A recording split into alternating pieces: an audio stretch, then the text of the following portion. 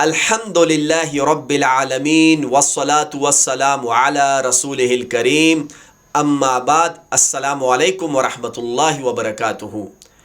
دوستو، آج جس موضوع پہ ہم بات کریں گے وہ امت مسلمہ میں موجود اختلافات کا قرآنی اور نبوی حل۔ دوستو، آج ہمارے بیچ میں بہت سارا اختلاف موجود ہے، عقائد کا اختلاف، زبان کا اختلاف، فقہ کا اختلاف، لسانی اختلاف، علاقے کا اختلاف، اور ہر طرف اختلاف ہی اختلاف ہے۔ لیکن ہمارے رب اللہ سبحانہ و تعالیٰ نے اور اللہ کے رسول صلی اللہ علیہ وسلم نے ہمیں اس فتنے کے دور کے بارے میں ہدایت دیے بغیر نہیں چھوڑا۔ اللہ تعالیٰ نے اپنے قرآن میں اور رسول اللہ صلی اللہ علیہ وآلہ وسلم کی سنت میں ان تمام اختلافات کا حل موجود ہے، اگر کوئی حل ڈھونڈنے کے لیے تیار ہو۔ تو آج انشاءاللہ قرآن اور سنت سے ہم اس چیز کا حل ڈھونڈیں گے کہ امت کے اندر جو اختلاف موجود ہے اس کے بارے میں قرآن و سنت ہمیں کیا حکم دیتا ہے۔ اللہ سبحانہ و تعالیٰ سورہ نساء میں آیت نمبر 59 میں فرماتا ہے، اعوذ باللہ من الشیطان الرجیم فَإِن تَنَازَعْتُمْ فِي شَيْءٍ فَرُدُّوهُ إِلَى اللَّهِ وَرَسُولِهِ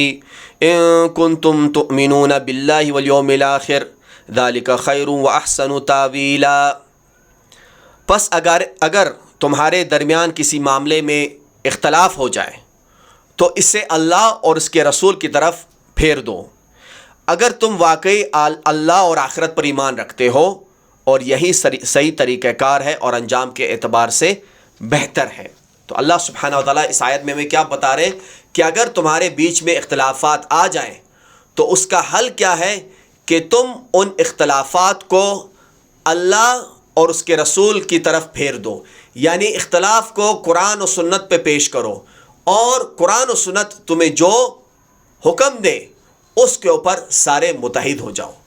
تو اختلافات کا قرآنی نسخہ کہ اختلافات کو کیسے حل کریں، اس کا حل یہ ہے کہ ہم اپنے تمام اختلافات کو قرآن و سنت پہ پیش کریں، اور جس کی رائے اور جس کا فتویٰ اور جس کا حکم قرآن و سنت کے مطابق ہوگا اسی کو ہمیں اختیار کرنا چاہیے، اور یہی طریقہ ہے امت میں اتحاد کا۔ اس کے بعد اللہ سبحانہ و تعالیٰ سورہ نساء کے اندر اللہ سبحانہ و تعالیٰ دوسری آیت میں فرماتا ہے کہ آپ کے رب کی قسم یہ مومن نہیں ہو سکتے یہاں تک کہ یہ اپنے ہر اختلاف میں آپ کو حاکم نہ بنا لیں، اور جب آپ ان کے اندر فیصلہ کر لیں تو اس فیصلے کو وہ اپنے دل میں بغیر کسی تنگی محسوس کیے قبول کر لیں، اور وہ اس کے سامنے سر تسلیم خم کر دیں۔ تو قرآن کی جو دو آیت میں نے آپ کے سامنے پیش کی، اس سے ہمیں کیا پتہ چلتا ہے کہ امت کے اختلافات کو ختم کرنے کے لیے سب سے پہلے ہم نے اپنے تمام اختلافات کو قرآن و سنت پہ پیش کرنا ہے، اور قرآن و سنت ہمیں جو حکم دے گا ہمیں اس پہ عمل کرنا ہے، اور ہمیں اپنے جو اختلافات ہیں اور ہمارے جو فیصلے ہیں اس میں کس کو حاکم ماننا ہے؟ رسول اللہ صلی اللہ علیہ وآلہ وسلم کو۔ اگر ہم رسول اللہ صلی اللہ علیہ وآلہ وسلم کو حاکم نہیں مانیں گے اپنے اختلافات میں تو ہم مومن نہیں ہیں قرآن کے مطابق۔ اگر ہمارے بیچ میں کسی بات میں اختلاف ہو گیا کہ یہ کام اس طرح کرنا ہے یا اس طرح کرنا ہے، تو ہمیں اس کو کہاں لے جانا ہے، اس کا فیصلہ کہاں کرنا ہے؟ اس کا فیصلہ ہم نے کروانا ہے رسول اللہ صلی اللہ علیہ وسلم کی سنت سے، کہ سنت میں ہمیں اس کے بارے میں کیا حکم ہے،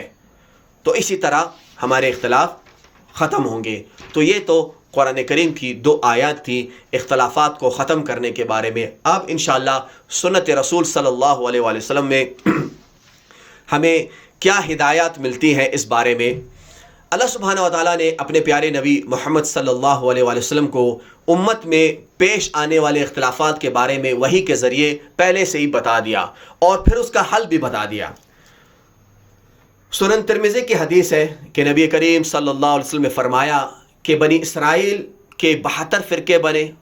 اور میری اس امت کے 73 فرقے بنیں گے، اور آپ صلی اللہ علیہ وسلم نے فرمایا ان 73 فرقوں میں سے 72 جہنم میں جائیں گے اور ایک جنت میں جائے گا۔ صحابہ نے پوچھا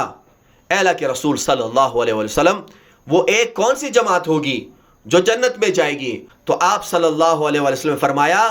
کہ وہ جماعت جو جنت میں جائے گی وہ لوگ ہوں گے جو میرے اور میرے صحابہ کے نقش قدم پہ ہوں گے۔ کتنا بہترین طریقہ نبی کریم صلی اللہ علیہ وسلم نے ہمیں بتایا اختلافات کو کم کرنے کے لیے اور اس جماعت میں شامل ہونے کے لیے جو جنت میں جائے گی۔ آسان سا حل ہے، اور یہی طریقہ اختلافات کو ختم کرنے کا۔ چاہے آپ بریلوی ہو، چاہے آپ دیوبندی ہو، حیاتی ہو، مماتی ہو، شیعہ ہو، اہل حدیث ہو، جو بھی ہو، اپنے عقائد کو اور اپنی عبادات کو نبی کریم صلی اللہ علیہ وآلہ وسلم کی سنت پہ پیش کریں اور صحابہ کے طریقے پہ پیش کریں۔ اگر آپ کو اپنا عقیدہ قرآن میں ملتا ہے، نبی کریم صلی اللہ علیہ وآلہ وسلم کی سنت میں ملتا ہے اور صحابہ کرام کے طریقے میں ملتا ہے، تو آپ کا وہ عقیدہ صحیح ہے۔ اگر آپ کو اپنی عبادت قرآن میں ملتی ہے، نبی کریم صلی اللہ علیہ وآلہ وسلم کی سنت میں ملتی ہے اور صحابہ کے طریقے میں ملتی ہے، تو آپ کی وہ عبادت صحیح ہے۔ اور اگر آپ کو اپنا عقیدہ اور آپ کی عبادت قرآن میں نہیں ملتی، نبی کریم صلی اللہ علیہ وآلہ وسلم کی سنت میں نہیں ملتی اور صحابہ کے طریقے میں نہیں ملتی، تو آپ کا وہ عقیدہ اور آپ کی وہ عبادت ٹھیک نہیں ہے۔ اگر آپ کوئی ایسا تہوار بناتے ہیں دین کے نام پہ جس کا ثبوت نہ قرآن میں ہے، جس کا ثبوت نہ سنت میں ہے اور جس کا ثبوت صحابہ کے طریقے میں نہیں ہے، تو وہ تہوار کبھی بھی اسلامی تہوار نہیں ہو سکتا۔ حل تو موجود ہے اختلافات کا، لیکن کوئی ڈھونڈنے والا تو ہو، کوئی ماننے والا تو ہو، سچے دل سے اپنے اندر تعصب کو نکال کر، فرقواریت کو نکال کر اور دین کو اللہ کے لیے خالص کرنے والا بندہ، تو انشاءاللہ اس کو قرآن و سنت میں ان تمام اختلافات کا حل مل جائے گا۔ اور یہی واحد طریقہ ہے امت کو ایک کرنے کا۔ امت صرف اللہ کے قرآن پہ جمع ہو سکتی ہے، نبی کریم صلی اللہ علیہ وآلہ وسلم کے فرمان پہ جمع ہو سکتی ہے اور صحابہ کرام کے طریقے پہ جمع ہو سکتی ہے۔ اس کے علاوہ اتحاد کے جتنے ٹوٹکے ہیں یہ سب فراڈ ہے اور دھوکہ ہے۔ اس فراڈ میں نہ آئے، اس دھوکے میں نہ آئے۔ اگر آپ واقعی میں ایک امت بننا چاہتے ہیں اور اختلافات کو ختم کرنا چاہتے ہیں، تو آپ کو لوٹنا پڑے گا قرآن کی طرف، صحیح حدیث کی طرف اور صحابہ کرام کے طریقے کے اوپر۔ اللہ سبحانہ و تعالی ہمیں صحیح معنوں میں قرآن و سنت پہ اور صحابہ کرام کے منہج پہ متحد کر دے۔ وآخر دعوانا ان الحمد للہ رب العالمین، والسلام علیکم ورحمۃ اللہ وبرکاتہ۔